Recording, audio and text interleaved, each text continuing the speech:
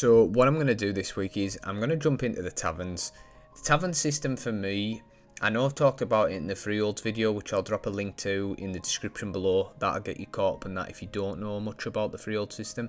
But taverns, I felt like really deserved their own video, and the more I looked into them, the more I learned. I just thought, wow, when Intrepid talks about how this is going to be a dynamic changing world and players are really going to have some control, they really are. Like, this is going to give you control when you're offline, potentially, to be making progression, to be making gold, to be making alliances, to be making friends, to really be affecting the game while you're maybe not even there or out doing your own things, and affecting other people in maybe a negative or a positive way. But what I'm going to do now is I'll jump into the tavern system, I'll give you the rundown and the information we currently have pre-Alpha 2, and hopefully we'll see a lot more of this in Alpha 2 and let you know what it's all about. So in Ashes of Creation, a tavern is going to be a building that can be placed in a node or a freehold. Now, node and freehold taverns may differ slightly, so bear that in mind while we go through the video, and things can constantly change. It is in development and it'll probably change even more if we see this in Alpha 2. But what they'll do is they'll provide services that can be upgraded over time. So by playing or people visiting and whatnot, your tavern will upgrade, that building will upgrade. They will have their own NPCs called Bartenders. Now I'm hoping we can maybe name them, or they're really customizable, because that gives you your own little worker. You can control him, you can make money and do things through him, which is just awesome. It's kind of like an AFK earner, but with some real depth to it, not just like AFK farming. I think it's cool. They will appear in both node and freehold taverns. The longer the tavern is open for business and the more people it serves, the faster the tavern will level up. So if you've got people coming in to take your quests, or you've got people coming in to eat your food, or maybe rent a room for rested XP, that's how you're going to level it up, or just actively using it, or your guild within that area using it. There will be a limit of how many taverns can be built in a node by node government. So I think that more refers to a node tavern rather than a freehold tavern, but we'll have to wait and see. Now, the next cool thing you will be able to do is you'll be able to choose your own music. Now, you might not be interested in that, but for me, like, to have that environment and that vibe and that feel that I can tweak and change to what I want, and other people will, I think that's pretty awesome that they've allowed you to do that, and you'll be able to choose that music yourself. I'm presuming, because there isn't a lot of information, it'll be coming from a list of certain, maybe you'll unlock them in a world, because I know some things you can go through the world and unlock, and maybe you'll get certain playlists that you can play, which nicely that puts me on to my next point. You know, the music and the sounds give you immersion when you go in, but let's not forget, this is an MMO, a massive multiplayer online game. So what good would that be, you know, having all this without the player interaction? And this is where Intrepid really step it up. So when you enter, say for example my tavern or your tavern, someone enters it, you go into this little bubble, and in that bubble you have your own private text chat, so you can see what's going on within that bubble. You can see what deals are being made, what conversations. But this is where I think it's going to be a bit crazy, and I don't know how it's going to play out. You also have, you know, tavern voice communications that are specific within that little tavern, within that bubble, which kind of makes it so much more immersive. I think that's awesome, don't get us wrong. But you know for a fact there's going to be some crazy bastards saying some crazy shit, and you might even have opposing or enemy guilds, or, you know, people coming over that you've met just to cause shit. Now, I don't know the mechanics where you'll be able to ban them and how it will work, but you'll also have some really good communication, some really good trades. But to me, that is a tavern. It's a hot spot for people to trade and communicate and get involved.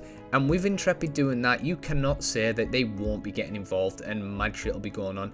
I don't know how it's going to play out, but I'm really interested to see. And if we get to test this in Alpha 2, I think it's going to be funny. Not to like totally jump onto another MMO, but say for example New World, with all of its faults, when I used to run around in that world every now and again, and you were kind of just cracking on grinding, and someone would run past saying the craziest shit, or they would be playing Titanic or something bizarre, it really did make the game. I know some folks say it could break immersion, but to me, I don't think it did. I think it made it more enjoyable and more fun, and of all the negatives I have about New World, that was the one thing I loved, and that's the one thing I know for a fact I will love in Ashes, and I think it's going to be really funny to check out. Now to jump on to something else that could potentially be funny, but if not funny, it's going to be fun.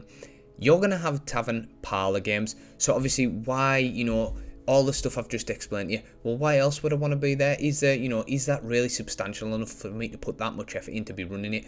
Well, this is where parlour games come in. Parlour games are mini games that are designed to be played in a freehold or a node-based tavern, ranging from dice games, card games and more, and they originally were a Kickstarter goal. So when they got the Kickstarter up to 1 million, that's when they decided, do you know what, we're going to fire in some parlour games. And the fact that they did that, yet again, it's just going to really blow up these freeholds. Now, if they hadn't reached it and hadn't chosen to do this, this could have played out differently. But having these parlour games within your freehold is going to make, you could get potential guild recruits, you could get potential enemies turning into friends, or mini competitions within your freehold and get known for having these competitions, or make money within them. I mean, the potential, the possibilities are just crazy, man, for PvEs or PvPers. Now, it doesn't look like they're going to have a lot of solo games, because it does say they need to be played by 2 or more people, and you'll be able to wager in-game currency against other players. But then at the same time, they say they might change that. Personally, I think to be able to gamble your gold and make gold that way, because you could probably make a decent living if you were good enough at some of these games. But then they also say there might be a specific game currency, like a freehold game currency, that from that currency you can buy cosmetics, which I'm fine with too. I would prefer it if it was gold based, or maybe a mix of both, but for the PvEs or the skin collectors, this one's really going to incentivize people playing. But we'll have to see what happens in Alpha 2, and we'll have to see how that develops, but I still think it's awesome. Now, to get more into the parlour games, if you didn't think all that information there was already enough to get you intrigued and a little bit hyped, because it definitely is for me. Parlour games will be decided by which race is predominant at the node. So breaking that down, if you have an elven node and there's a certain amount of games you're playing at a type of game, and you're like, do you know what, I'm not too keen on this one, I don't really like this, or I'm gonna move on. By the time you get to the next node, where 3 or 4 nodes over, say it's a dwarven node, the games within that tavern will be different, which also makes you think, I am having a tavern, I want to base my business out of a tavern, I really want to get into this system of the game. Well, is this node right for me? That could instantly lose them citizens or make someone transfer over. So it's not as simple as who's the strongest, who's got the better PvPs, how established is that node and that alliance there. Something as small as this could really change and alter people's decisions, whether they're going to stay in a node, or how they enjoy the games, or how it affects their immersion within their specific tavern.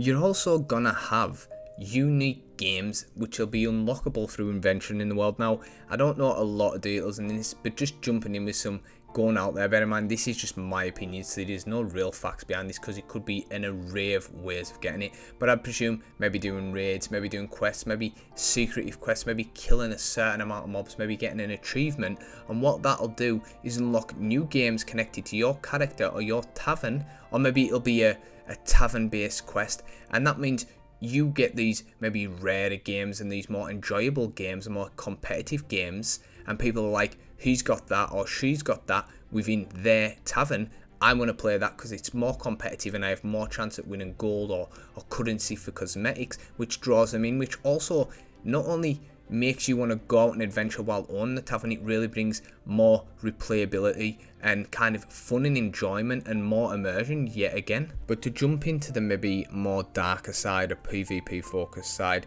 it's like I've give you all of the information up there and some of the stuff you might be like, wow, that's cool, but then again, what about these? I don't want these guys who are going to be toxic, who are going to come in and cause me issues. But I'm not a PvP, so what am I going to do about that? Like, that's all good you saying it and you sound like you're having fun, but I don't want to take a part in the PvP, so these guys are going to ruin that for me.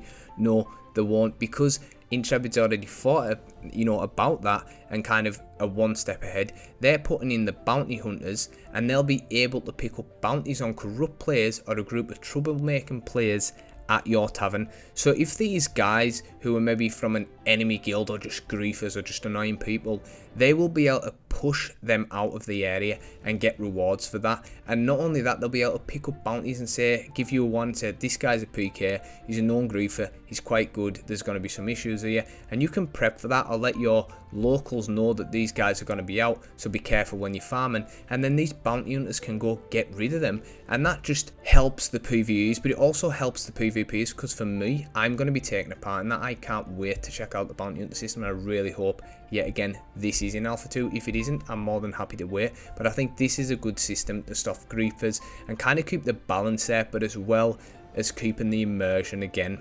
So the video is a little bit longer than I thought, and bear in mind I have actually cut some information out of this, so this shows how crazy just the taverns alone are.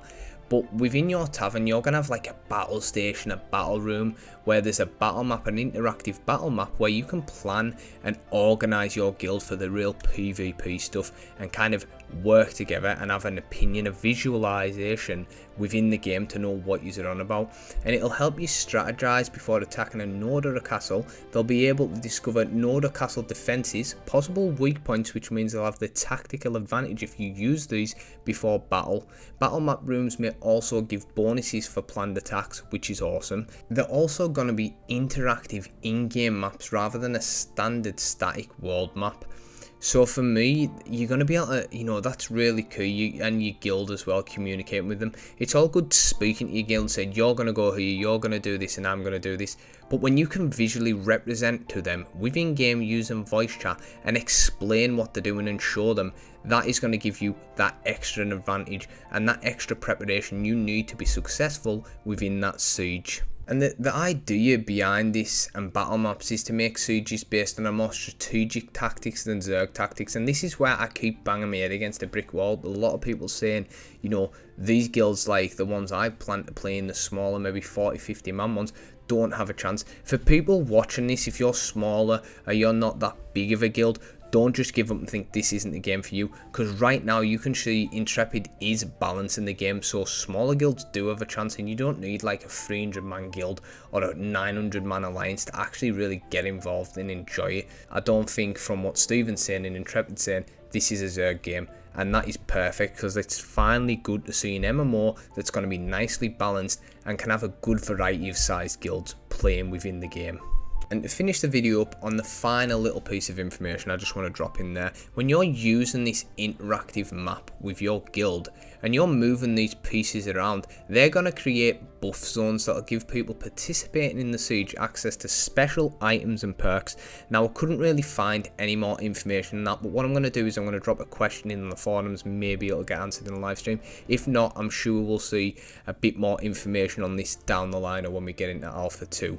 So finishing up the video now, I really hope you've enjoyed it and you've got something out of it and learnt some new information, because that's kind of what I'm wanting to achieve with these videos, and it's got you hyped, or got you a bit more excited to see what Ashes is going to bring or what the game has on offer.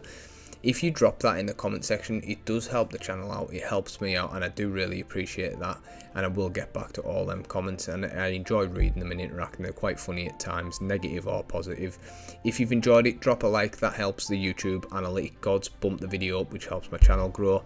And if you've got any feedbacks on my editing or what you think I could tweak or what you would like to see in the next video, that would be awesome for you to drop down there. I do appreciate you watching, and I'll see you in the next one. Cheers.